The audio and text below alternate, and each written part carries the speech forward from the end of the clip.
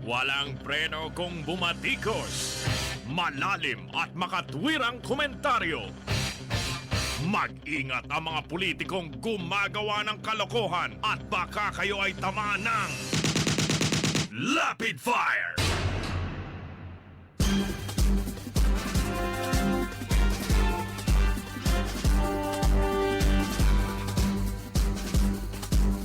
Nahaharap po sa kasong GRAP, mga kaibigan. Ito pong pinuno ng BCDA o ng Bases Conversion. Dahil po dito sa 11 billion na New Clark Sports Hub. Puro na lang corruption, ano po? Bali ba, magtatayo daw ng mega, mega task force. Di pa ba sapat yung PACC o talagang inutil yung kaya magtatayo na lang daw ng mega task force? Bay, buwagin nyo yung PACC. Dami-dami na niyan, baka maging task force yan.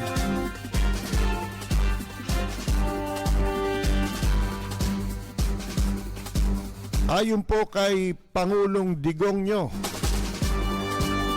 siya daw ay walang sindikato at nagbabala laban sa mga nag-iimbento raw ng di umano'y corruption na idinadawit siya.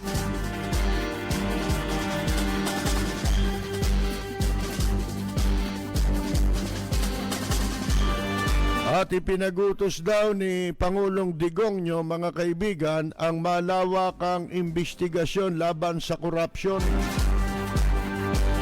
Anong petsa na?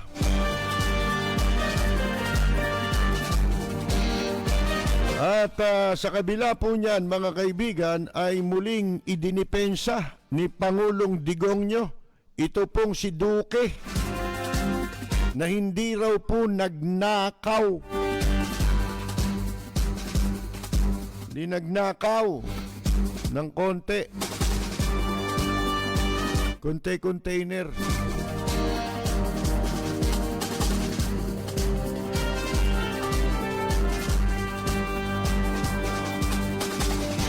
At may sinasabi po si Presidente Digongyo sa mga government agencies at sa LGUs. Gawin daw simple yung pamamahagi ng tulong o aid, o kaya baka sila'y maharap sa kaso sa ombudsman. Di nga.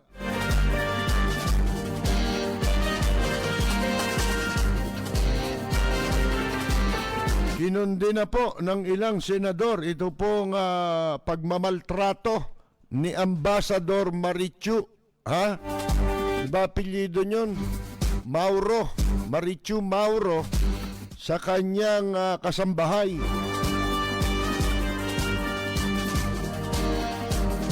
Magsusumiti naman daw itong palpak, PACC, palpak, ng initial report. Puro initial ito Wala bang middle? Initial, middle, tsaka last name.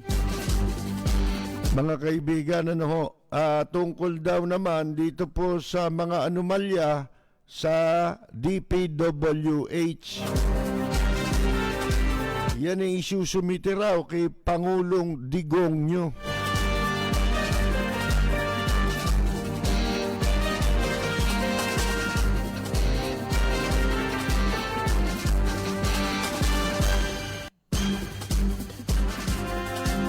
Si Percy Lapid, bumabanat. Rapid Fire! Ito pong Government Corporate Council na si Elpidio Vega at ang mga direktor ng Malaysian construction firm na ang pangalan po ay MTD Capital Berhad. Kasama po lahat yan sa inihaing reklamo ng kasong GRAP at malversation, mga kaibigan. Ito po'y mag-iisang taon, pagkatapos ng mag-iisang taon ang controversial na Southeast Asian Games, ang Bases Conversion and Development Authority o BCDA, mga kaibigan, at yung presidente at CEO na si Vince Dizon. Madaldal din ito no? Lahat ng madaldal, magduda ka na mga kaibigan Pag sa gobyerno, madaldal, magduda ka na. Sigurado yan. Ang sabi, ito'y mahaharap sa reklamo ng graft at malversation, pagwawaldas sa mahigit 11 billion na ginawa po dun sa New Clark Sports Hub sa Kapas, Tarlac. At ito ay ginamit na quarantine facility sa panahon daw ng pandemic. Ngayon, nung Lunes, kahapon po ito, yung grupong Citizens Crime Watch Association, sa pamamagitan ng presidente nito na si Diego Magpantay. Pantay kaya ito? Si Diego, mga kaibigan? Talaga bang pantay ito? Kasi, ewan ko yung Citizens Crime Watch Association na yan, may pagdududa ako dyan Baka mamaya, ano lang ito magpapaareglo lang ito hindi ko naman sinasabing yun ang trabaho nila, pero may duda ako dyan ito daw reklamo labang kay Dizon at sa Government Corporate Council na si Elpidio Vega at Isaac David, yung director ng Malaysian firm MTD Capital Berhad. Yan ang kapartner ng BCDA sa pagtatayo ng bagong New Clark daw, mga kaibigan. Ang reklamo ay inihain din laban sa BCDA internal lawyer, kasama yung abogada ng BCDA na si Elvira Estanislao Lulubog Lilitaw. Mga kaibigan, ang reklamo po ay may kasamang administrative, o kasong administrative, labang kay Dizon Vega Estanislao for grave misconduct. Siyempre, merong 6713, di ba? Sabi ko sa inyo, laging kasama yun ano ba issue? Ito raw BCDA, pumasok sa isang joint venture sa MTD, ito yung Malaysian company, na magtatayo ng New Clark. Ito'y pagkatapos na ang MTD nakapagsumiti na ng unsolicited proposal para itayo yung gusaling yan sa halagang 8.5 billion. Ang BCDA ang siyang mamamahala ng o magbibigay ng lugar na pagtatayuan, at ang MTD ay magtatayo ng hub. Pero however, sabi ho dito, in the contract, sa contract as quoted by the complaint, the BCDA committed to repay MTD through a 5-year annual installment scheme worth 2.2 billion. By the end of 5 years, BCDA would have paid 11.1 billion to MTD. Madalit sabi,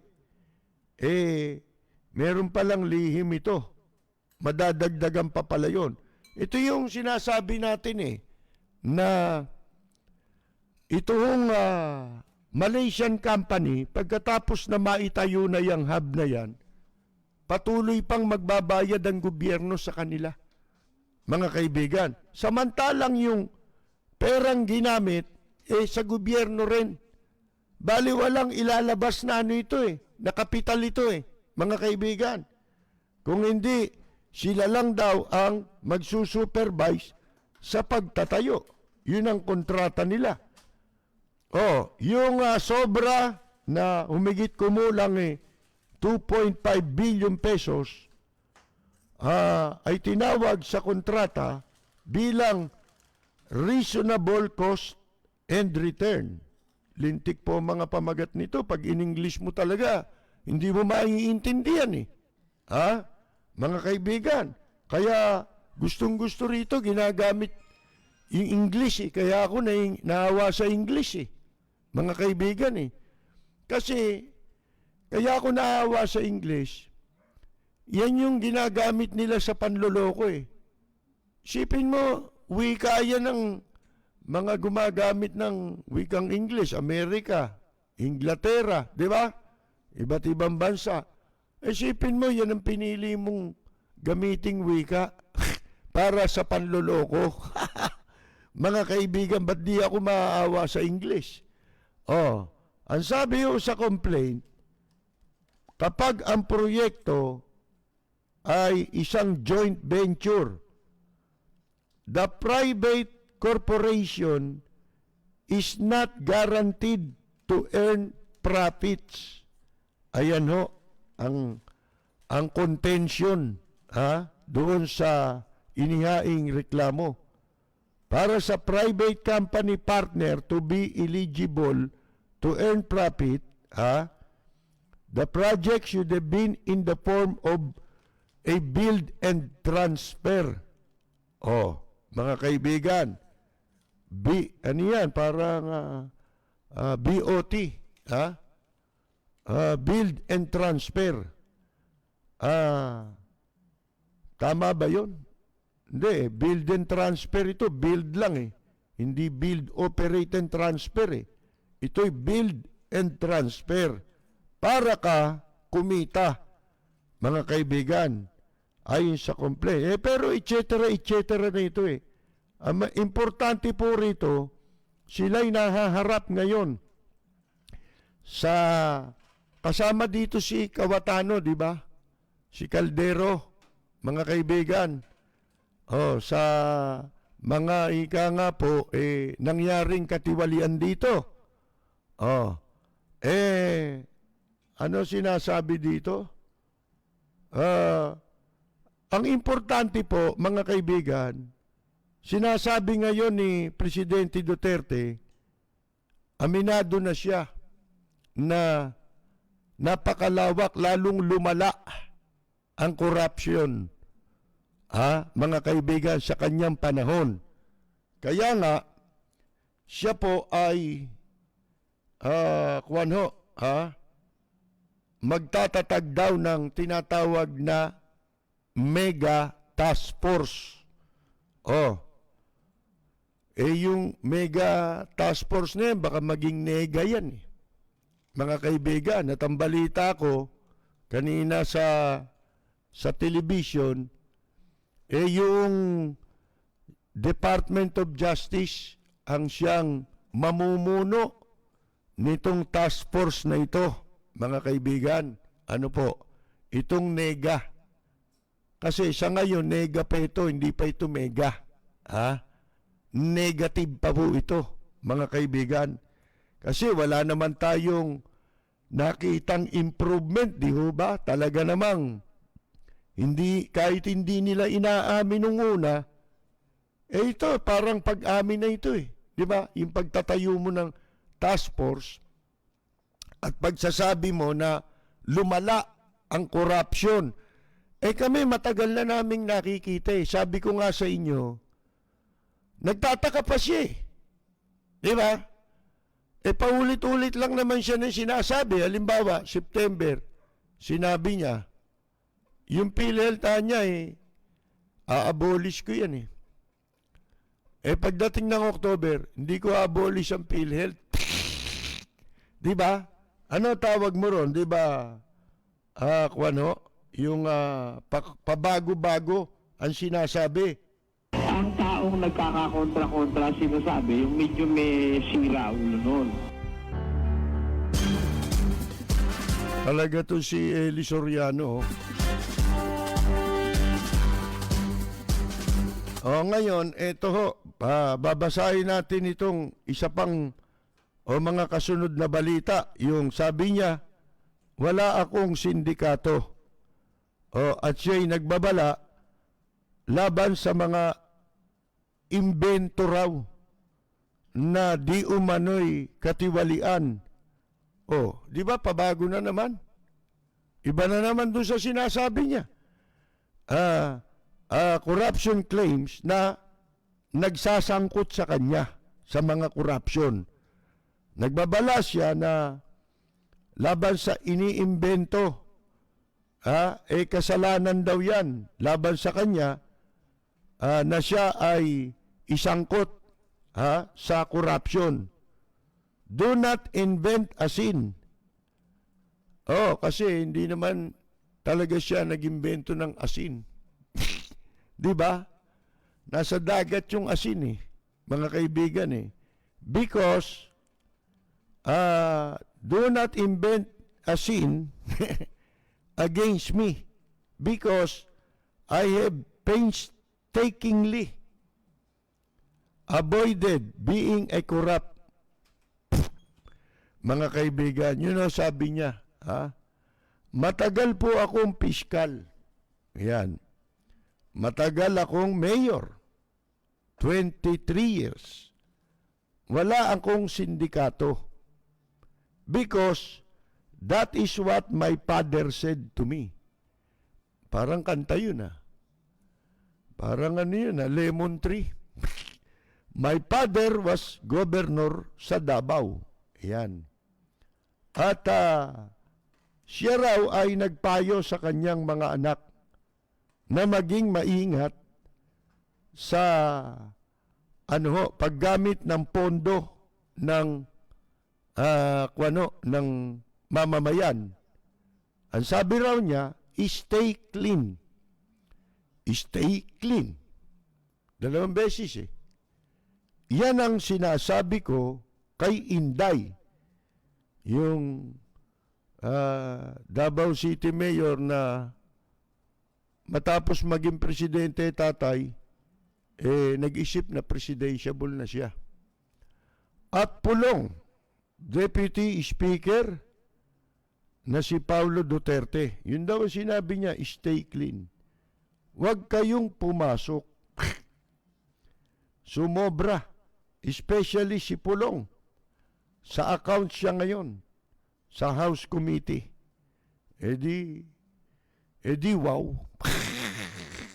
Mga kaibigan, sipin ninyo, pondo ng mga congressman ito.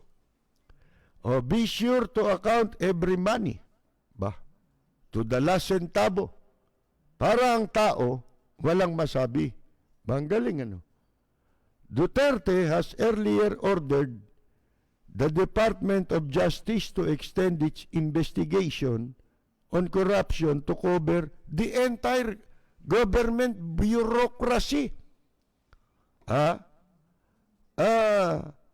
Di ba dati ilang beses na siyang nagsabi na magre-resign niya ako, di ba? Kasi hindi na natatapos tong corruption sa gobyerno. Mga kaibigan. Pero sabi niya, di ba, I hate corruption. Ba't ang dami?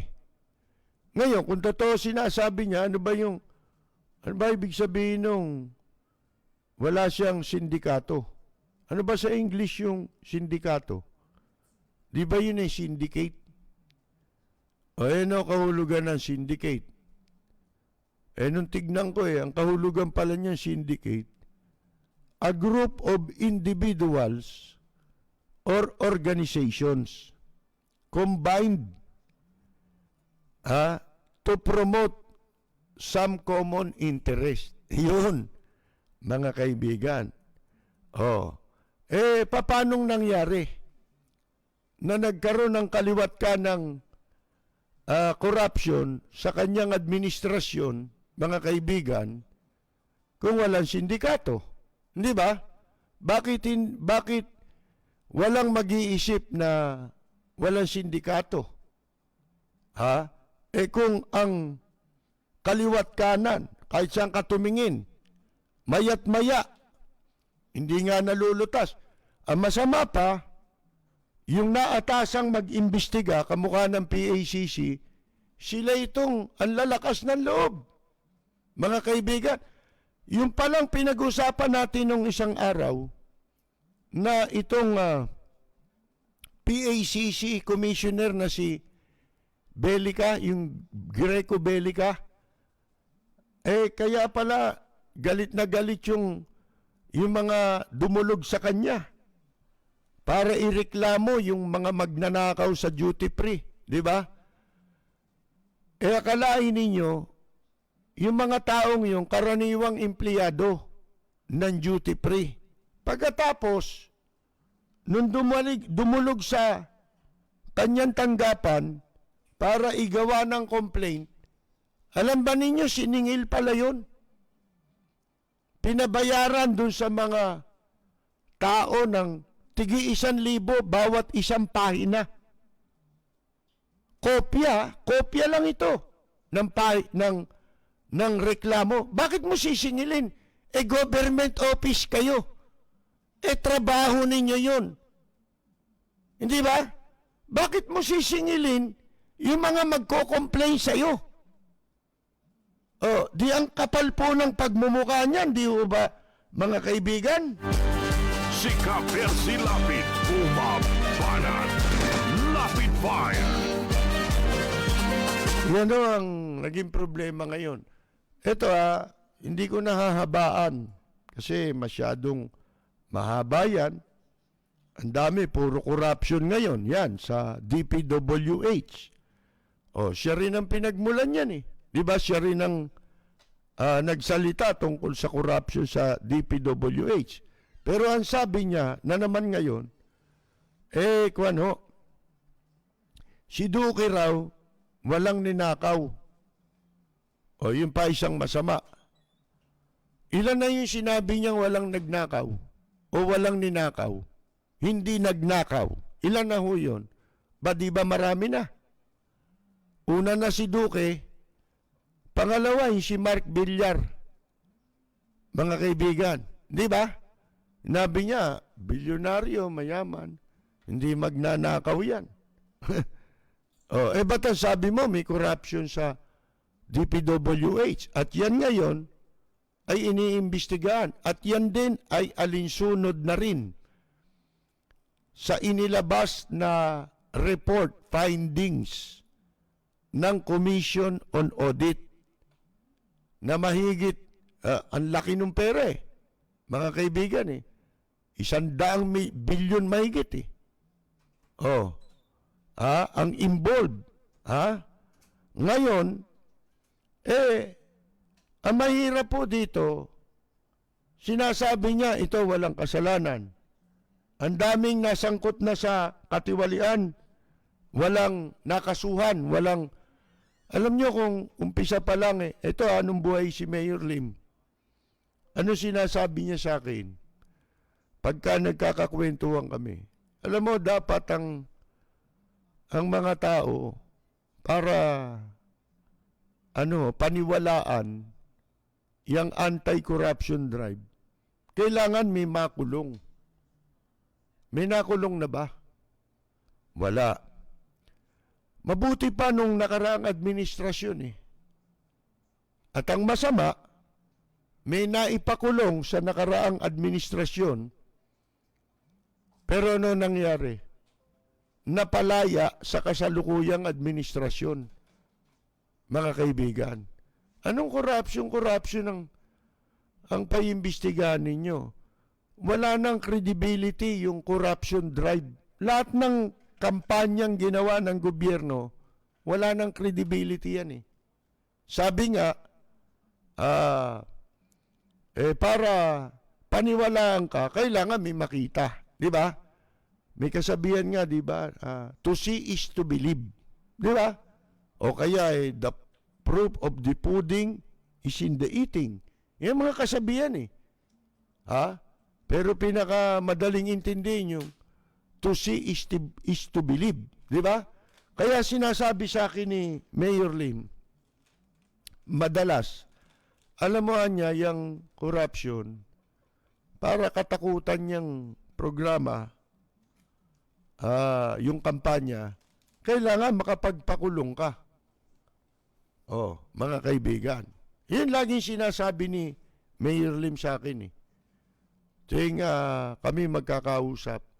Kasi kwentuhan eh. Madalas naming napagkukwentuhan yung mga corruption, mga kung ano-ano, mga mali na nakikita sa gobyerno. Siyempre, hinihingi natin ang kanyang pananaw. Di ba?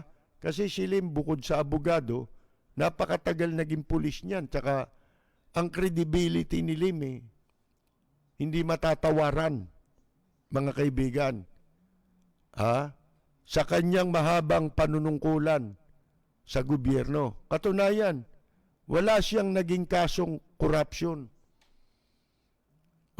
Sa haba ng kanyang panunungkulan sa pamahalaan, ni isa wala siya naging kaso o may nag-complain laban sa kanya ng korupsyon. Merong kwento, di ba?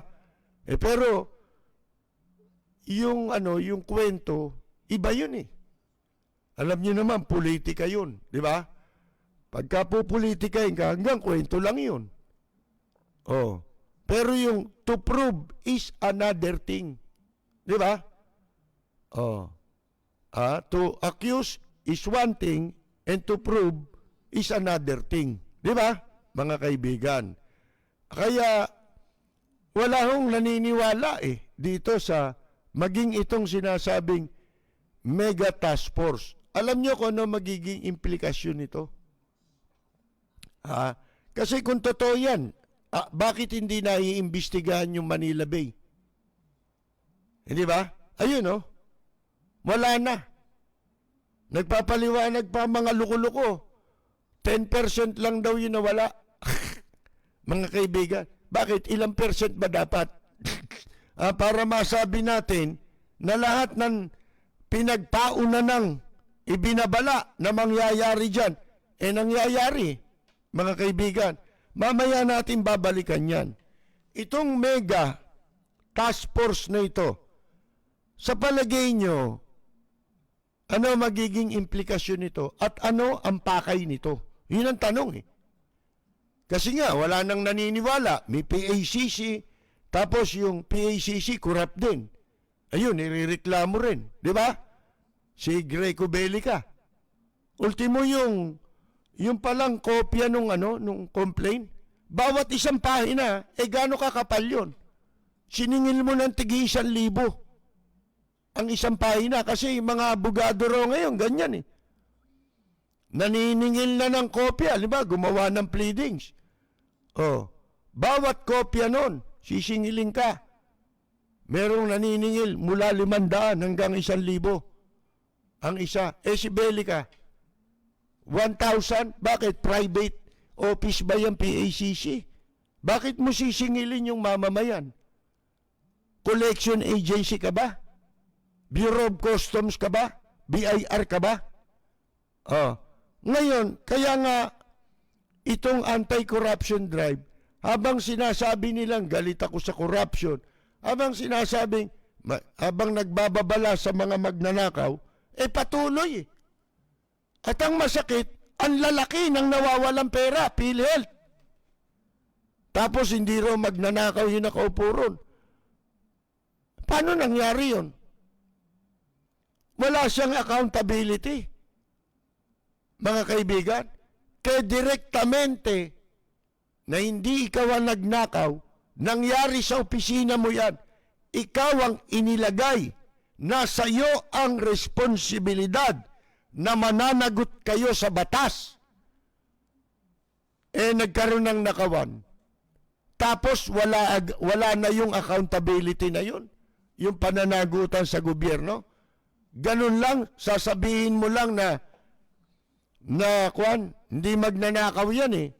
Okay na yon. Bakit? Kailan pa naging arbiter si Presidente Digongyo o ang sino mang presidente? Ha? Para masabi mo ang isang tao o ang isang opisyal ng gobyerno magnanakaw o hindi magnanakaw. Wala kang karapatang sabihin yun. Hindi ka arbiter. Hindi ka arbiter ng katotohanan. Sapagkat meron tayong mga batas, meron tayong mga kaukulang tanggapan ang siyang magsasabi o tinatawag na arbiter sa kaso ng pagnanakaw. Sila lang ang bukod tangi, ang hukuman, ang makapagsasabi kung ang isang tao ay nagnakaw o hindi nagnakaw. Hindi ka arbiter ng katotohanan, Mr. President Digongyo. Ha? Kailangan mo pa na parang lumalabas siya lahat eh. Di ba? Arbiter ng lahat. Akala mo monopolize niya yung katotohanan. Hindi mo monopoly yan. Hindi ba? Ngayon, para ma-determine mo kung ang isang tao ay nagkasala, nagnakaw o hindi, ang isang nasa gobyerno'y magnanakaw o hindi, labas ka na ron. Wala sa iyong poder ang magsabi na si ganito'y hindi magnanakaw, na si ganun lang ang magnanakaw. Wala kang karapatan doon. Salita mo lang yan eh. Oh, di ba? Sino ang arbiter dyan? Oh, pag public official ka, merong ombudsman. Merong sandigang bayan. Silang magdedetermine. Di ba? Pag sinabi mong walang kasalanan nito, parang ikaw na rin yung sandigang bayan. Ikaw na rin yung ombudsman. Hindi ba? Yun sa'yo, sa pantaha mo lang yun eh. Hindi nga namin alam eh.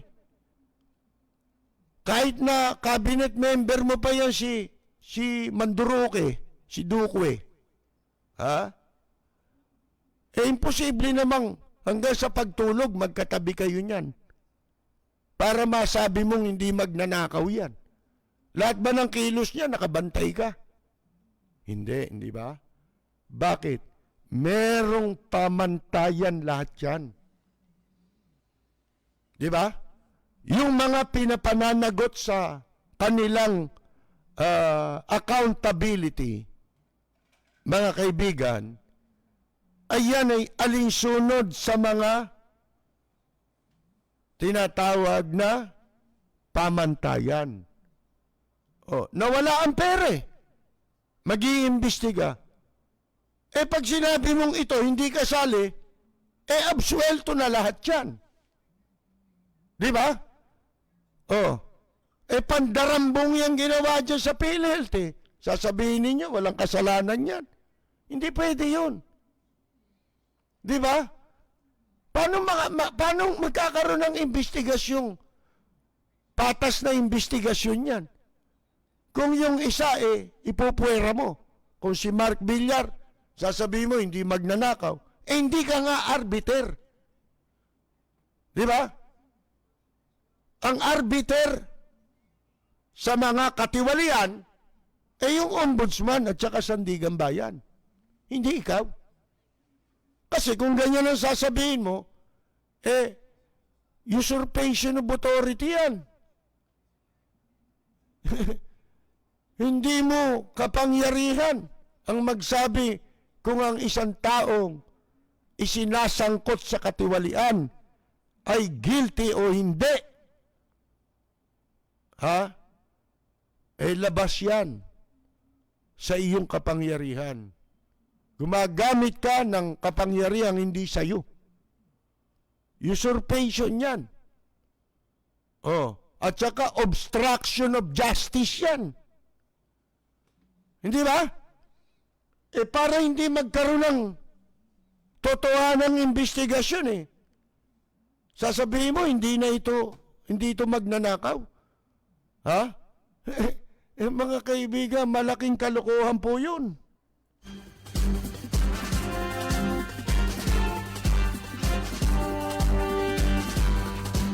Tumatalakay sa maiinit na isyu ng bayan. Bumabatikos, bumabanat.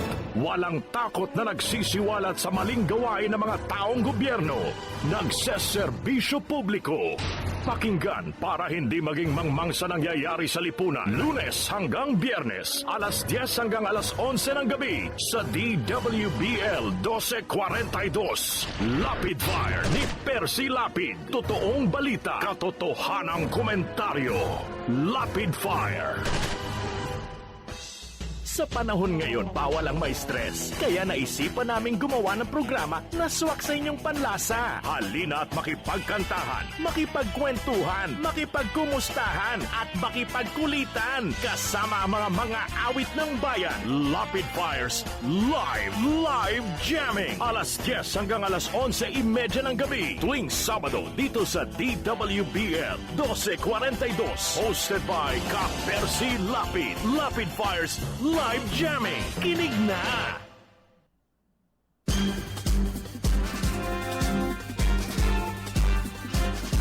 Si Ka Percy Lapid, bumabanat. Lapid Fire.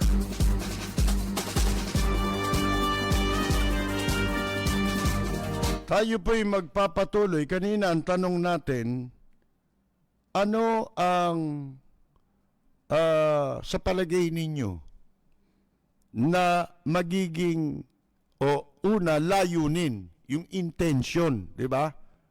Kung bakit nagtatayo ng kunwari mega task force daw.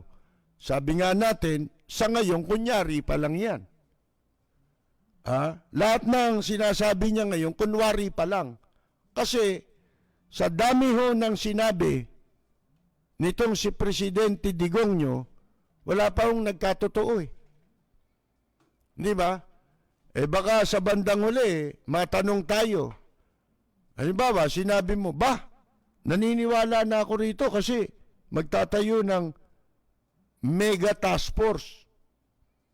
Teka muna, kung tanungin ng kausap mo, ilang taong ka na ba? Abay, 50 anyos na ako 50 anyos ka na. Hanggang ngayon, naniniwala ka pa sa Encantada? Hindi ba? Mga kaibigan, nagpapaniwala ka pa. Sa loob ng 4 na taong mahigit, wala pa naging totoo sa sinabi nito Paano ka magpapapaniwala? So lahat ng gagawin niya ngayon, puro yun? Puro kunyari pa lang yun. Kasi kailangan pang magkatotoo. Sapagkat may track record na Sabi ko nga sa inyo, maging sa pagpili ng mga iboboto natin, kung presidente ka, dapat, kung pipili ka rin ng taong ilalagay mo, hindi lang ito applicable sa mga tumatakbo sa eleksyon, kung hindi, pati dun sa ina-appoint, sa mga appointees. Dapat ang pinagbabasihan mo, track record, di ba? Maganda ba track record niya? Malinis ba yan? Kung magnanakaw yan, wala pa sa gobyerno, lalagay mo yan. Di ka ako, para kang nagtayo ng restaurant, kukuha ka ba ng kahero? Kung nga mag-a-apply sa'yo galing sa Bilibid. Ano kaso? Pag nanakaw kukunin mo yung kahero? Di siyempre track record ng tao ang talagang dapat pagbasihan. So, ano ang layunin at magiging resulta nitong mega task force na ito? Kaya tayo, hindi maniniwala kaagad. Ha? Unless na yan ay mapatunayan. Ako sa tingin natin, nagtayo ka ng mega task force, pangkalahatan na ito. Yung order niya buong buong bureaucracy. Lahat ng tanggapan ng gobyerno. Sa customs lang sabit yan 20 billion piso ang shortfall niyan. Bagay na yung amount na yan ng shortfall o deficit sa koleksyon ng Bureau of Customs nung sa kasaysayan ay hindi pa ho nangyari yan. Mga kaibigan, kung magkaroon ng deficit sa customs, pag umabot ng 1 billion mahigit ng konti, napakalaking shortfall nun. Mga kaibigan. Pero ngayon lang ako nakarinig ang shortfall, 20 billion. Nasa pwesto pa. Walang bumabatikos. Mga kaibigan. At yan ay nakapaloob sa report ng COA. Commission on Audit. Di sila magpaliwanag niyan. Di ba? Ngayon, ang dami ng corruption. So, lahat ng agency meron. Kita nyo sa immigration ngayon, di ba? Yung pastillas. Ibig mo sabihin, walang kinalaman yung commissioner dyan. Pagka nangyari, tanggalin ka na kagad. Di ba? Palibasa, hindi ganon ang naging track record ng administrasyong ito. Tatanggalin ka kunyari, merong instance, pero palalamigin lang, hindi ka nagkakakaso. Tapos, ililipat ka lang. Di ba? Katulad nila Paildon, di ba? Sila La Peña sa TESDA, galing sa customs. Mga kaibigan. At paano ka maniniwala sa mga militar natin ngayon? Kaya, pati itong mga nasa active service, naiinggit na siguro doon sa mga retired military officials na nakapwesto ngayon. Kasi alam nila, namumunini. Kaya ang epekto, itong mga nasa active service, hindi naman kailangan dumadaldal. Kamukha ni Parlade. Di ba?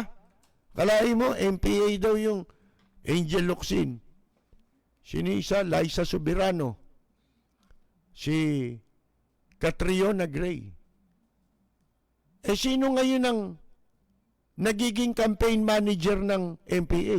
Di si Parlade. Hindi niya alam, siya ang malakas ngayon na public relations officer ng New People's Army. Bakit? Yung ginagawa niya, magpaparami ng MPA yan Hindi ba? Siya propagandista ng MPA Mga kaibigan, kalahin mo. Sasabihin mo, MPA si Angel Locsin, MPA si Catriona Gray, si Liza Soberano. Ang gaganda niyan, nanggigitata sa kagandahan. Mga kaibigan, pararatangan mong MPA, ang daming nag-MPA ngayon. Ba MPA pala si Angel. May sumapi na tayo dyan. Di ba? MPA pala si Liza Soberano. Bay, tara na, mamundok na tayo. Si Catriona Gray, naku, baka pati si Manong Chabit, mag-MPA na. Di ba? Anak ka ng putya, oo. Sabi ni Lacson, masyado nang madaldal yan.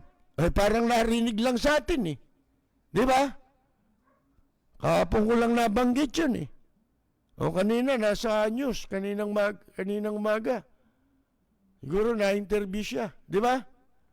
Yung tumatakbong ganun sa news. Sabi ni Lacson na niya, parang dito namumulot lang sila nang sasabihin di ba? Pati itong kumukundi na ngayon kay Mauro. ikaw ang dapat na supposed to be unang-unang magpoprotekta sa interes, kapakanan, kaligtasan ng ating mga kababayan. Ikaw itong walang hiya eh. Di ba?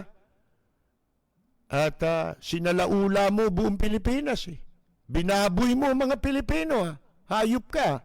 Di ba? Wala kang kasing hayop, Ambassador Mauro. Binaboy mo kami. Binaboy mo mga kababaihan nating namamasukan bilang mga kasambahay sa ibang bansa. Kaya gano'n na lang kung pahirapan ang ating mga kababayan.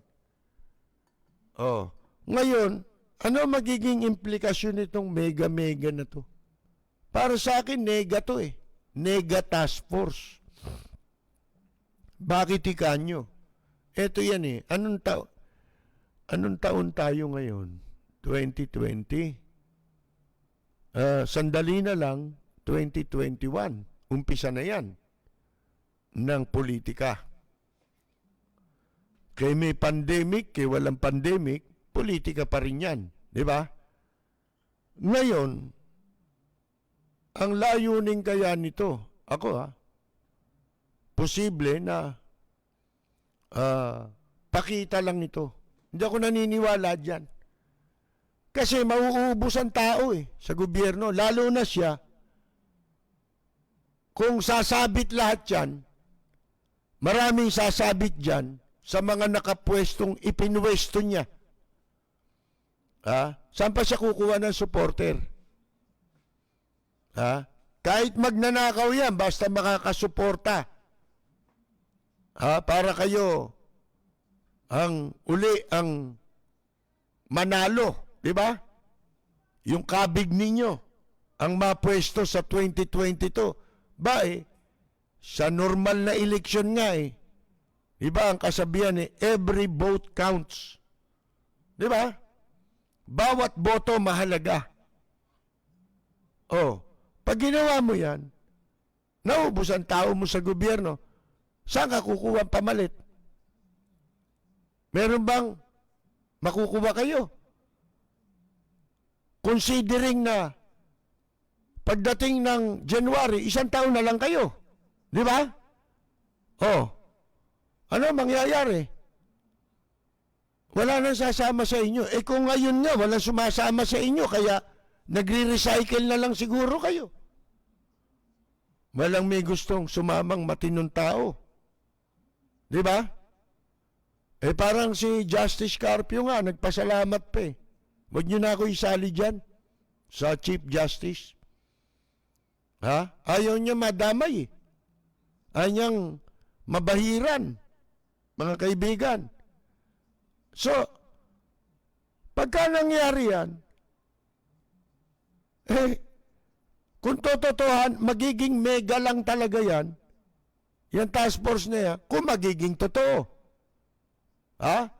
Ngayon, ano magiging resulta nun? Mawawalan ka ng kasama na. Di ba? Mangongonti na kayo. Kukunti na nga kayo. Lalo kayo mangongonti. Mga kaibigan. Di ba? Yun ang mangyayari. So ito, propaganda lang ito. Hanggat wala tayong napapatunayan. Mahirap nang ipakitang may mapatutunayan kayo. Siyempre, pwedeng katulad ng gimmick na ginawa ninyo sa mga nakaraan. Kasuhan si ganito, nasan? Nasan yung kaso? Wala Kung yung 4 na tao, wala kayong nagawa, wala kayong nakasuhan. Di ba, namamayagpag sila, Cesar Montano, Juan Dateo, yung mga kasabwat nila, si Cat De Castro, double compensation, kaya pala ang taba niyan, double Kasi nung tinanong yan single ka ba? Hindi, double. Mga kaibigan, ang taba Kaya tawag niya, Fat De Castro mga kaibigan, bahus, Nakita ko yung litrato niya, nakabikangkang pa ron sa beach eh. Beach resort, akala mo, kuwan eh. Biik. Nagagawin daing.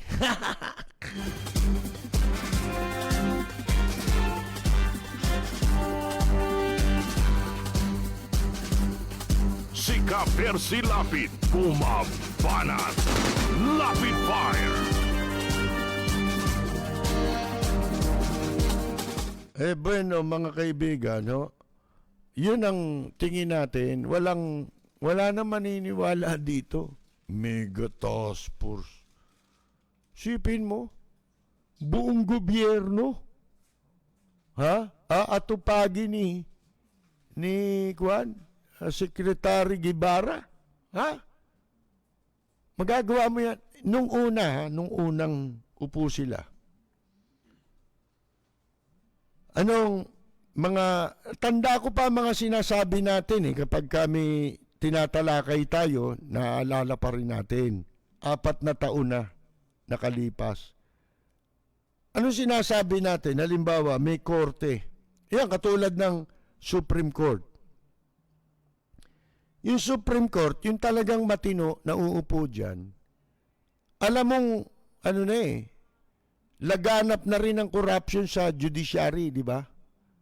Kung ikaw, Chief Justice of the Supreme Court ka, gusto mong, ang daming sinasabi, re-reformahin daw yung judiciary, di ba? Yung mga nauupo na Chief Justice. Hindi ako naniniwala Bakit? Unang-una, ilang buwan lang mauupo di ba? At saka yung walang totohanang sinabi. Ano dapat na totoong sasabihin? Ganito. Para malinis mo ang judiciary, magtayo kayo kako ng isang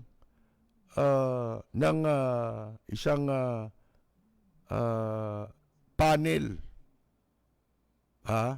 na mag-i-evaluate sa lahat ng kaso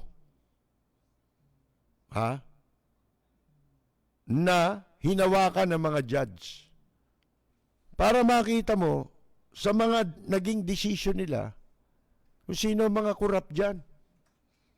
Hindi ba? Doon mo makikita gaano karami inabsuelto nitong kawalang yan. Di ba? Na duda ka sa mga desisyon.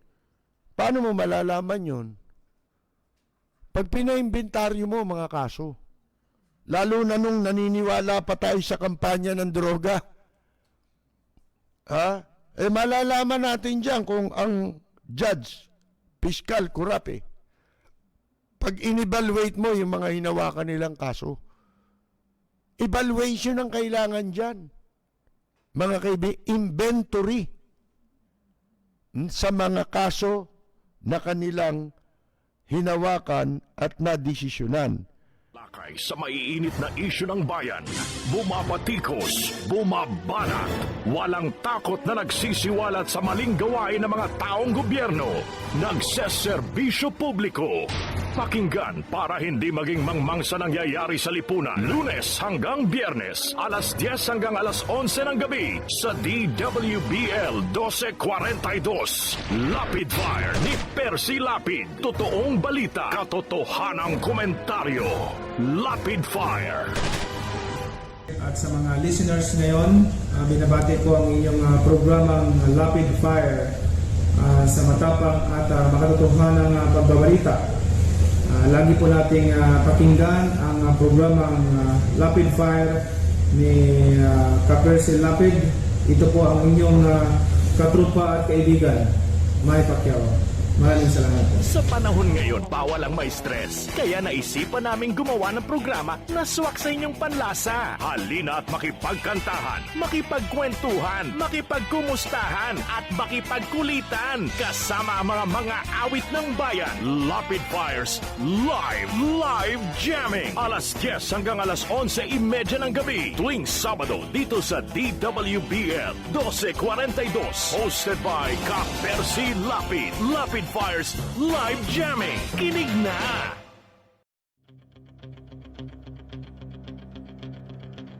Walang preno kung bumatikos. Malalim at makatwirang komentaryo. Mag-ingat ang mga politikong gumagawa ng kalokohan at baka kayo ay tamaan ng Lapid Fire! Ito ho namang tungkol dito sa sinasabi ni Presidente Digongyo sa mga government agencies, LGUs. Gawin daw simple. Yung pamamahagi nito pong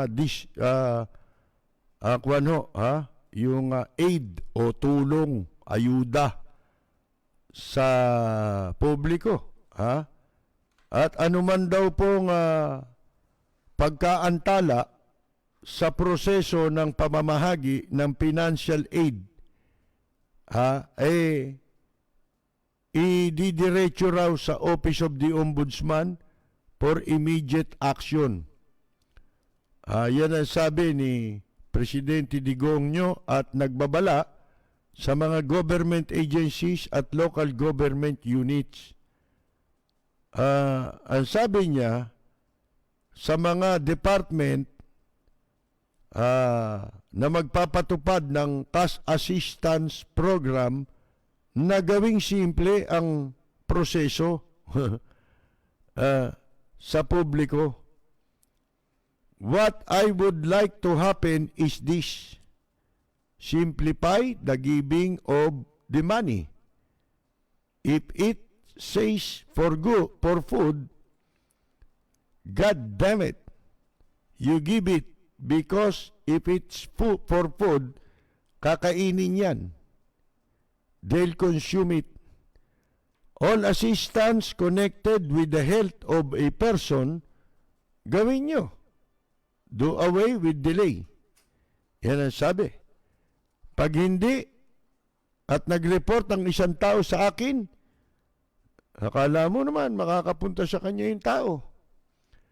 Yung report niya, diretso na yun sa ombudsman for immediate action. Nakita ninyo? The ombudsman can suspend you anytime with strong reasons or with weak reasons. Yan ang sabi niya. Nakita niyo yung lagi nating binabanggit? Ang ombudsman, hindi na kailangan magsumiti ka ng ebidensya. Halimbawa, sabihin mo, may magnanakaw dito Yung perang para sa ganito, abay akalain mo binigay sa ganon. Pagkatapos ibinulsa nung ganito. May pangalan. Ang ombudsman pwede na mag-imbestiga. Ganong katindi yan. Kita ninyo. Siya nagsasabi na Pagka may nagreklamo, didiretso daw nila sa ombudsman. Di tama tayo. Di ba? Sa lagi natin sinasabi. Kung gagampanan ng ombudsman yung kanina. Pero wala yan. Yung ginawa na nila yan nung unang upo pa lang Hindi ba? Nagbigay ng numero. Mga kaibigan, 8-8 yata yun. 4 ba? Na 8? O 3? 888. Ang daming nagreklamo sa amin. Mga kaibigan, sumusulat nagme-message sa amin, nagpadala ako ng hanggang ngayon wala At hanggang sa nawala na yung hotline na yun, wala na nangyari sa mga sandamakmak na reklamo. Mga kaibigan, di ba? Ang ginagawa nila, halimbawa, pinarating mo rin sa Malacanang, nag-report ka. Alam nyo gagawin? Meron silang action center doon yata nakakonekta yung 888. Ang gagawin lang, alam nyo, kamukha nung ginawa nitong si Greco Bellica. I-repair ka rin sa iba. Sa ibang opisina. Pagka nagre-reklamo pala dyan at maliitan ng pera. maliit lang yung kasong involved. Siguro hindi sila, o kaya siguro kakilala nila, di ba? Wala namang napatunayan yung PACC na yan eh. I-repair ka lang doon sa agency na nirereklamo mo. Ano mangyayari? Delikado ka. Malalaman ikaw yung nagreklamo. Katulad nga nung sinasabi natin, minsan di ba nangyari, isang reporter dyan sa Baguio City, siguro tatakot siyang i-publicize yung waiting operation, kung sino mga involved. Police, mayor, yan. Ang ginawa nito, nag-text sa cellphone ng PNP chief. Akalain ninyo, yung PNP chief, ipinorward yung kanyang text message dun sa mga sangkot sa waiting. Di natuklasan ngayon kung sino nag-text. Natuntun siya ngayon ng kwan ng mga tao. Nakalimutan ko na kung ano nangyari doon, kung dinimanda siya o hinanting siya. Mga kaibigan, ganun ang ginagawa eh. Tsaka, ito bang dami ng irereklamo mo rito? Itong cash assistance na ito, hindi mo na kailangang hulaan ito eh.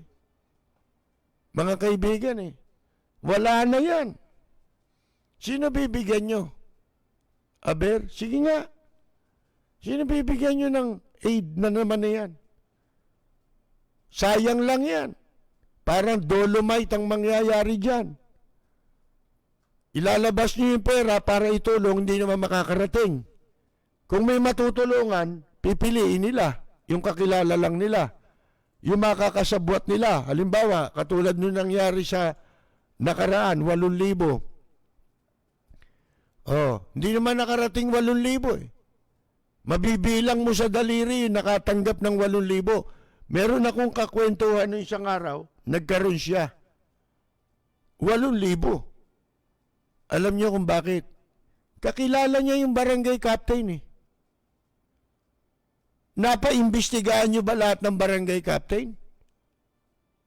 Doon sa ipinamahagi na hindi naman nakarating? Kami lang, hindi kami nabigyan eh. Pinatawag kami ha. Pinapunta kami ha. Sana kung kami nagkusa, di ba? Hindi. Pinag-report kami sa barangay. Kasama ko pa yung anak ko eh. Mga kaibigan, ano nangyari? Meron ba? Wala. Ginamit lang yung pangalan mo, pamparami siya na nakawin nila para ma-justify yung nakaw. Ba't hindi nyo ipalabas ngayon? Per barangay. Sana ipinaskill ninyo. Di ba? Sino yung mga nabigyan? Di ba? Pinaskill nyo sana pangalan. Sa munisipyo o sa city hall o sa barangay office. Sigurado hindi ipapaskill ng barangay at ng munisipyo dahil magkasabwat yan eh. Mga kaibigan eh. Dapat naglagay kayo ng area kung saan malalaman. O kaya sa website, di ba? Ito, barangay na ganito. Di ba? May mga website na halimbawa yung COMELEC. Malalaman mo na ngayon kung yung isang tao butante o hindi. Basta registered voter. Malalaman mo. Pupunta ka sa website, meron silang website na malalaman mo kung anong barangay ka. At kung yung botante, yung tao, rehistrado o hindi. Malalaman mo na ngayon. Ba't di sila makapaglabas nun? Halimbawa, sige, subukan nyo, inaamon ko. Sino ba ang implementing agency nito? Di ba DSWD? Katuwang ang local government? Subukan nyo, sila mag-post nung yung kamukha nung listahan ng mga botante ng COMELEC. Subukan ninyo. yung mga nakatanggap, diyan magkakaalaman. Makikita na ng isang tao kung siya nabigyan. Sana nga bago pa ipamahagi yan Kasama ba ako ron? Hindi. At least pag nakita mo, wala ang pangalan mo ron, hindi ka nila pwedeng ikolekta. Di ba? Wala nakakaalam Kung ikinolekta ka o hindi. Pinagsasabi ninyo, wala kayong sistema at hindi talaga ginagawa yung tamang sistema para ma-account every centavo, mga kaibigan, sapagkat yan ay pera ng taong bayan. Di ba may batas nga na lahat ng kukolektahin every amount, kaya yan ay 5 sentimos na kukolektahin ng gobyerno. Ang gobyerno kailangan maglabas ng official government receipt. Hindi naman sinusunod yan ito raw. Kasama ito under the second tranche. Second tranche pa rin. Matagal na nila sinasabi second tranche. Naglabas sila ng pondo. Pero wala naman, di ba? National Government Social Amelioration Program, 98% of the target, 14 million beneficiaries has so far received their 5,000 to 8,000 cash subsidy. Mga kaibigan, ilan? 14 million daw. Asan ang listahan? Madali lang yan Kahit na gawin mong local LGUs, yung may mga website yan yung mga City Hall,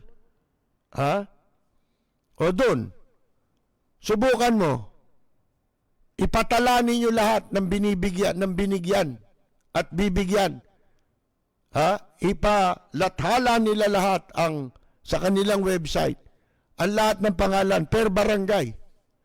Di ba ang dali nun? Di ba ang dali nilang magagawa yun? Doon malalaman ng tao, hindi na siya kailangang ipatawag. Hindi niya siya kailangang ipatawag. Hindi na niya kailangan magbaka sakali ng isang tao para pagdating niya ron mapapahiya lang pala siya. Di ba? Magmumukha lang siyang kawawa. Subukan ninyo ilagay doon. Pag tinignan ng tao yun, ng isang, halimbawa, barangay 1, tinignan ko yung pangalan ko, wala, hindi ko nakita ron. Ibig sabihin, wala ako. Hindi ako kasali.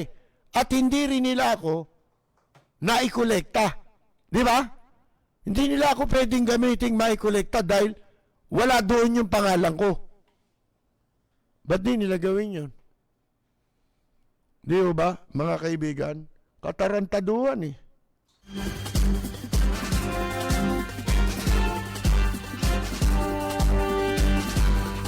Si Ka-Percy Lapid, bumabanat. Lapid Fire! Ayon kay Senate Majority Leader Juan Miguel Zubiri at Senator Joel Villanueva, ninong ni CK ito si Joel Villanueva, di ba? Kinukundina nila itong may alleged pa may video na nga, alleged pa.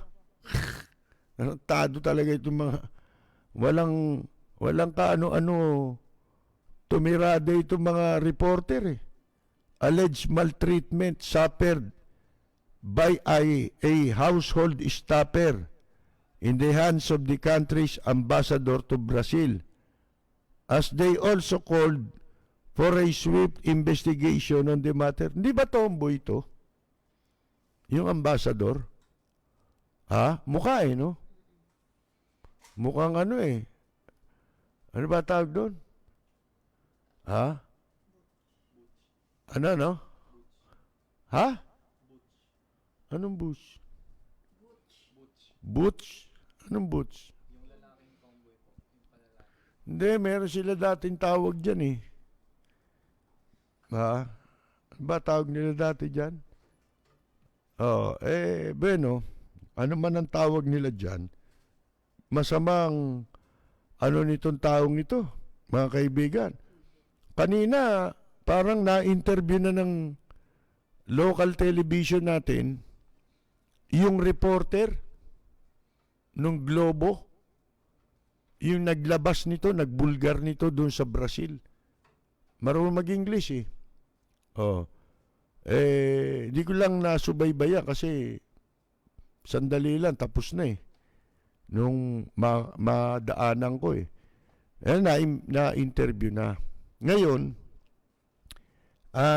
hindi natin alam kung itong si Mauro ay nandito na sa Pilipinas. Pinababalik siya rito, di ba? Pinagpapaliwanag daw, mga kaibigan. Bueno, gaano katagal kaya mangyayari yan? Sabi ko nga sa inyo, kung hindi lang inutil din itong si Locsin eh. Kasi hindi naman nila talaga tinututukan yan, yung mga walang ginagawa eh. Ang pinakikialaman, yung kay Angel Locsin, hindi ka naman kasali dun eh. Hindi ba? Ayan, katulad nito, mga senador, ito pwede. Di ba? Pwedeng bumanat ito. Halimbawa, kay Angel Locsin, pwede sila magsalita. Ikaw, atupagin mo, yan, problema mo. Yan si Mauro. Unang-una, tanong namin sa iyo, ba't hindi mo inaksyonan yung isinulat ko noon, pinadala ko sa DFA yun eh. Mga kaibigan eh. Yung column ko noon dito, nakaraan taon, dito kay Ambassador Mauro na kinakanlong niya yung fugitive. Wanted dito sa Pilipinas. At nasa red notice ng Interpol. Si Bad Eli Cuyucot Soriano, mga kaibigan. Ngayon, ang sabi ho nila, nito si Subiri tsaka ni Villanueva, nag-issue sila ng magkahiwalay na pahayag pagkatapos na sa publiko yung video na nagpapakitang itong si Marichu Mauro ay minamaltrato yung pong kanyang tauhan. At wala pa tayong naririnig dito na binanggit natin kagabi na maraming yung mga kawani dun sa embassy natin sa Brazil. Galit dyan kay disgruntled. Mga disgruntled employees. Ang katunayan, ang naglabas ng footage nito mga taga-embassy ng Philippine Embassy. So marami siguradong hindi lang ito ang dapat imbestigahan kay Mauro. Yung panggugulpi niya. Yun ang mahirap eh. Dapat pati yung mga katarantaduhang nangyari kung bakit maraming empleyadong galit sa kanya. Di ba? Sipin ninyong ang laking kahihiyan, binaboy tayo nitong taong ito. Lalong manganganib ang kapakanan ng mga domestic helper dahil sa ginawa niya. Mga kaibigan, ang ikakatwiran lang nila pagka nilapastangan ng mga kababayan nating OFW ron, sasabihin nila, magrereklamo ka. Kanino ka magrereklamo? Doon sa mga ambasador nyo. Na gumugulpi sa inyo. Baka gulpihin kayo yun. Di ba? Yun ang gumugulpi sa inyo eh. At kaya yung mga gumagawa ng pandarahas, pang-aapi sa ating mga kababayan ay malalakas ang loob. Paano? Alam nila walang nagtatanggol. sa ating mga kababayan. Ang iba naman, marami dyan, tinitiis na lang eh. Ha? Tinatanggap na lang kung ano yung kalupitan, karahasan na ginagawa sa kanila ng kanilang mga amo. Ha? Para lamang ika nga kahit papano ay magtagumpay yung kanilang pagtungo dun sa ibang bansa para sa pinapangarap nilang kinabukasan ng kanilang mga pamilya. Tinitiis na lang ang lahat. Gaano karami yan? Tapos mababalitaan mong ganito, mga kaibigan. Sabi ko nga sa inyo yung mapatalsik to sa pwesto, kulang eh. Ha? Dapat dito, binibigti to sa, sinasabi dito sa pinakamataas na puno ng kwan Meralco eh. Mga kaibigan eh. Sabi ni Subiri, while watching the video, habang pinanonood ko ang video, I was horrified to see the brazenness of our ambassador to Brazil in physically maltreating the embassy service staff. I cannot imagine how people in her position could enact such violence to the very people they are sworn to protect. Di ba yun din na sinasabi nga natin? Ikaw ang supposed to be tatakbuhan at pangunahing magtatanggol sa ating mga kababayan. Tapos, iba nangyayari. Marami ng pinanggalingang bansa ito eh. Nanggaling din ng Italy pala ito. Sa Italy, ano yata siya ron? Consul General. Tapos, naging ambassador. Pati dun sa European Union, siya rin ang kinatawan. Isipin mo yan, ang laki ng sakop nito. Mga kaibigan. Paano yung mga katarantaduang ginawa niya? Siguro malakas ito no? Malakas siguro ang backer nito kasi alam niyo naman sa foreign service, palakasan din yan. At saka yung mga napagdalan sa kanya na mga mission, hindi basta-basta, magagandang mission yung napupuntahan niya. Mga kaibigan, sipin ninyo, etong Brazil, sakop niya ilang bansa, hindi ilang Brazil. Yung mga katabing bansa niyan, sakop din niya. Mga kaibigan, sipin mo yan. Hindi mo magagawa yan kung hindi ka mapupwesto sa ganyan. Kung basta-basta lang na ang iyong padrino. Padrino system din yan eh. Mga kaibigan eh. Palibasa, inutil itong si Locsin. Nireport na natin yan, yung masama din yun Ito, conduct unbecoming ito eh. Mga kaibigan eh. Ngayon, masama rin yun, mas masama yung harboring criminal. Mga kaibigan, may batas yun. Isipin mo si Bad Eli Coyucot Soriano makipagmabutihan siya ron, imbes na ipinahuli niya sana. Di ba? Hindi. Magkano yun? Di ba? Ayan, nakapost sa Facebook ko ngayon. Yung sinulat ko nun. Tsaka yung mga litrato. Kasama yung mga litrato. Tuwan-tuwa si Eli Soriano. Bisita nila si Mauro sa kanilang pagtitipon. Pinagyabang pa nila Daniel Rasondo sa Facebook nila pinakikita pa ito niya, ambassador pinagmamalaki. Nung banatang ko parang mga Dutertaning din yun yung membro dyan, ang takbo ng isip. Hindi naiintindihan, sumasagot. Hindi naiintindihan issue, nagsasalita. Oh, sipin ninyo, may isa ang dami kong binlock ngayon May isa ba naman pinost ko yung litra, nagtanong lang ko, kumusta na kaya kako ang Manila Bay, ang lagay ng Manila Bay,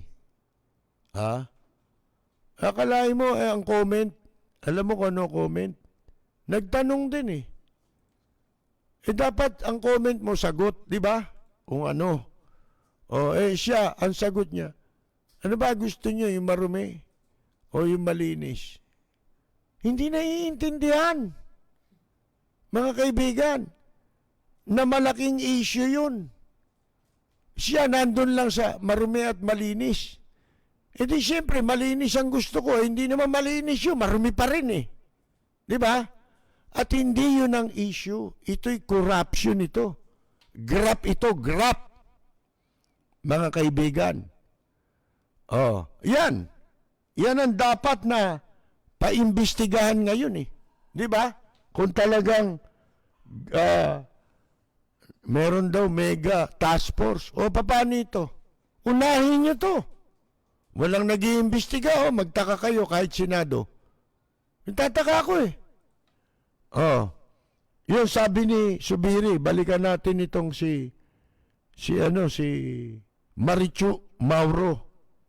How can we demand foreign employers? Ito na. Of our OFWs, especially domestic helpers, to respect their rights and not maltreat them when the very people who are supposed to protect and defend them abroad are the ones abusing them. This is such a terrible incident and the black eye on our image abroad. Sabi ni Subiri. Ngayon, nagtataka ako. Nag-press con si Digong nyo, di ba? Nagsalita pala siya. Siguro, nung ilang gabi na nakakaraan yun. Alam nyo naman yan, ano yan tape recorded walang statement ang Malacanang dito. Di ba? Ang hilig pa naman makialam niyang walang nagtanong ni isa sa Malacanang. Mukhang nakakaalata ko na merong merong operation na isuppress itong balitang ito mga kaibigan, kasi hindi gaanong napapalathala sa TV. Hindi siya major story Isipin nyo, laking balita niyan. Ang laking kahihiyan nito. Samantalang sa ibang mga bansa, pinag-uusapan yan. Hindi lang sa Brazil ngayon. Sikat na sikat si Mauro. Mga kaibigan, sa kawalangyaan niya. Dito lang May isang malaking payagan. Tataka ko, wala Hindi ko nakikita wala silang mga follow-up story dito. Kaya, inaabangan nila, di ba, kung ano magiging resulta nito.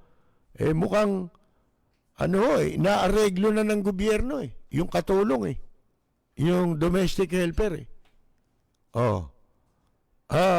ang sabi ni Subiri, he will see to it the logical conclusion of the incident and ask the service staffer to come forward and confront her abuser.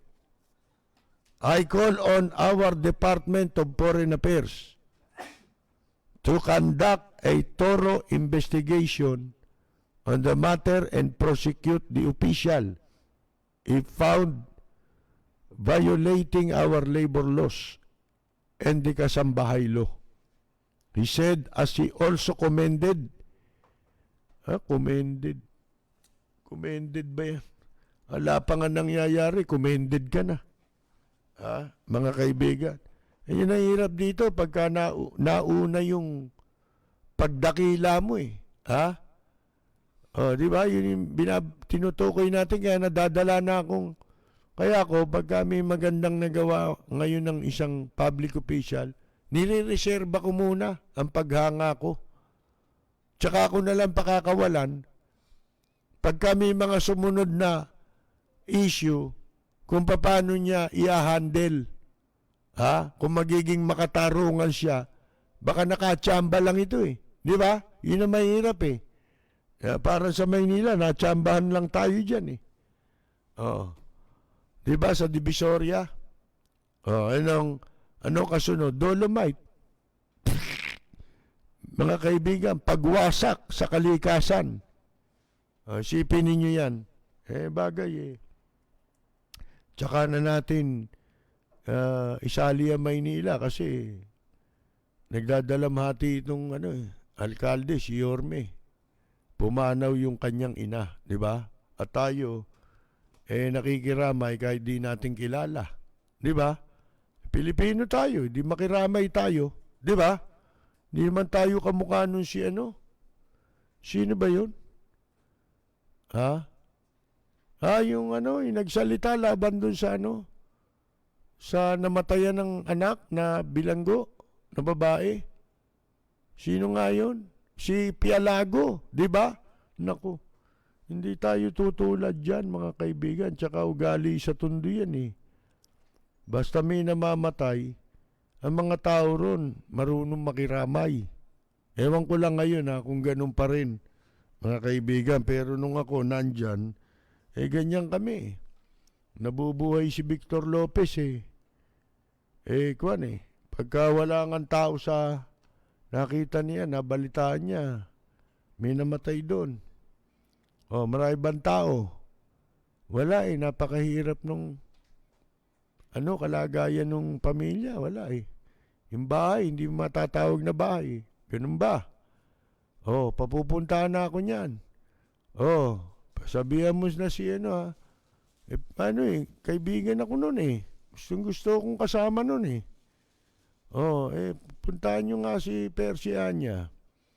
At sabihin nyo may pupuntahan tayong Patay mamayang gabi. Pagdating namin sa Patay, nandun na yung combo.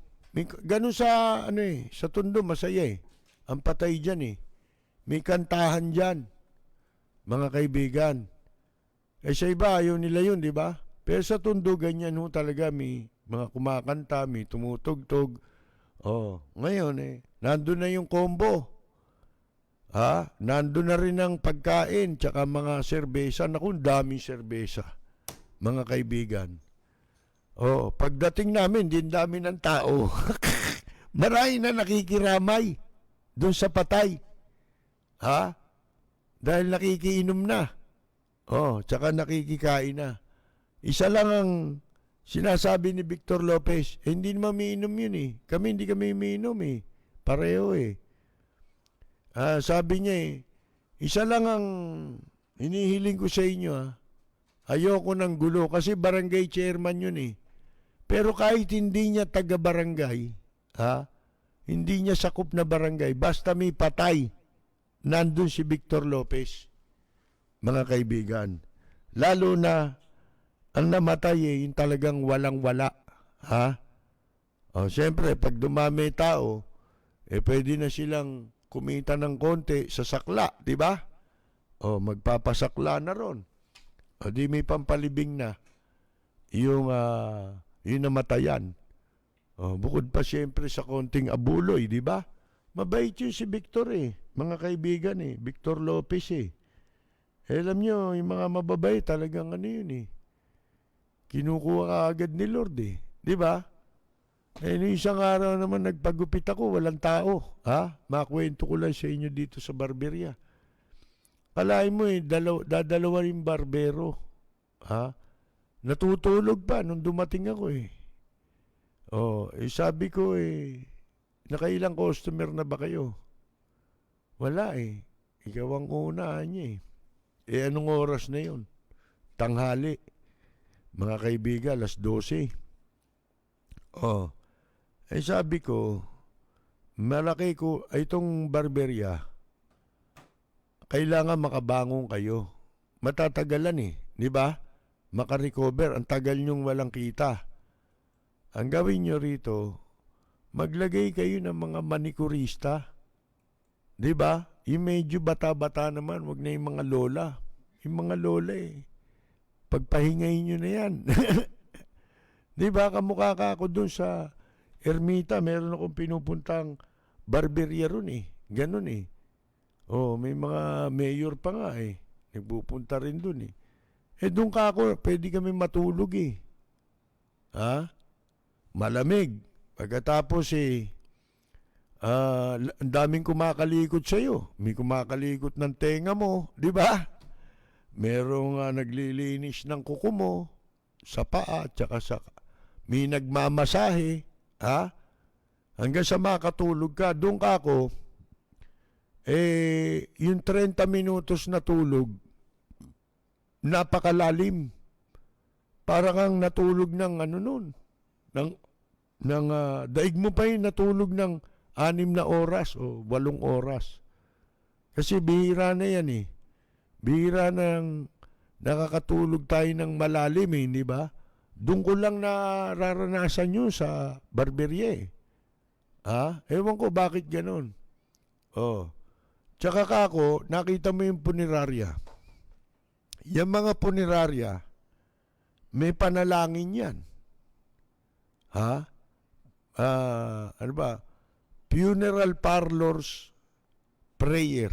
Meron sila nun. Ano prayer niyan? Lord, kunin mo na po sila. Di ba? Para may negosyo. Oh. Eh kayo, kailangan din meron kayong prayer. Ipaskil mo dyan, oh. Magpaskil ka dyan. Maglagay kayo ng mga may itsu-itsurang babae dyan. Kahit di naman kagandahan, di ba? Oh, yun lang. Siyempre, iba ang dating nun eh. Di ba? Oh, ngayon, magpaskil ka dyan. Sila'y pinananalangin nila, mamatay na eh. Yung maraming mamatay para maraming kabaong ang maibenta nila.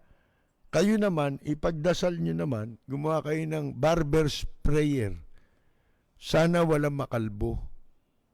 Diba? Kung walang makakalbo, mayat maya, meron kayong customer. Diba? Abay, kailangan maging ano ka ngayon. Creative ka ngayon. Diba? Pagka hindi ka naging creative ngayon, mapakahirap bumangon.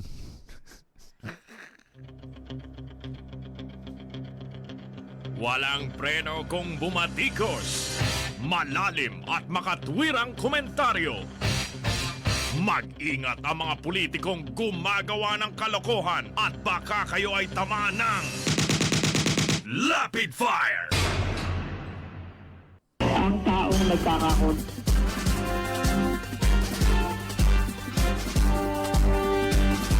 Alain ninyo, sabi nitong isa sa mga undersecretary ng DENR, 10% lang daw ang inanod ng tubig ng dagat, mga kaibigan. Pagkatapos nitong bagyo, hindi naman ganun ang nasa litrato sa aerial view. Malaki. Anyway, matitigas ang ulo nito Talagang ipinagpipilitan nila mga kaibigan Oh, sabi pa, yung water nagkakaroon ng malakas na wave. Nadadala yung black sand. Pumapatong doon sa dolomite. Yung wash-in ang tawag ni Ahan Chen dun di ba? Oh, mga kaibigan. Pero, ang sabi nitong si Dr. Laura David ng UP Marine Science Institute, ang project location is a site of current convergence with high likelihood of erosion even during calm days. Ibig sabihin, kahit na walang bagyo, o hindi maalo ng tubig, talaga mawawas out pa rin yan. Yun ang ibig sabihin dito ni Dr. David. Kasi ang balak daw ngayon ng DENR, ito hindi lamang tambakan yung Pampang Ano ba ninyo, ang balak na raw nila, tambakan pati dagat. Di walang yaan na to, talaga. Mga kaibigan. Pero sabi nung David, place, kasi daw para, pati yung dapat na, yun daw yung tumatakip na itim, hindi na siya tatakip doon sa nasa Pampang kapag pati yung tubig nilagyan nila ng dolomite. Tingnan ninyong kawalang yan talaga binabala. Ito, panloloko na ito, diretsana. Nung una pa, lahat ng ibinabala ng mga scientist, tayo, sinabi natin din, di ba? Alinsunod sa paliwanag ng mga siyentipiko, nangyari lahat Hindi ba? Yang anurin lang yan. Nangyari. Sana kung hindi totoong nangyari. Ito naman mga gagong ito sa DENR, yung sinasabi nila ngayon na plano, pati yung lalagyan ng tubig, kung ano-anong mga measure ang gagawin, wala naman yan doon sa original, hindi naman nila sinabi yan nung binabatikos yan. Di ba? Dahil hindi pa nga nawawash out. Nung hindi pa nawawash out, hindi nila sinasabing kasama sa plano nila yan. Wala nang katapusan Saving face ito At the expense ng taong bayan. Sapagkat ang wawaldasin mo rito ay pera ng taong bayan. Mga kaibigan, ito paliwanag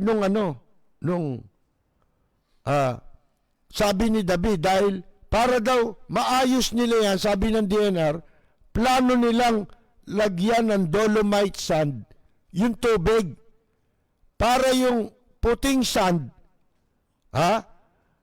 pagka umalon, yun ang magwawas, papasok doon sa Pampang, washed onto the beach instead. Isip mo, para daw yun ang anurin, papunta rin sa Pampang. Ay gago, mga kaibigan.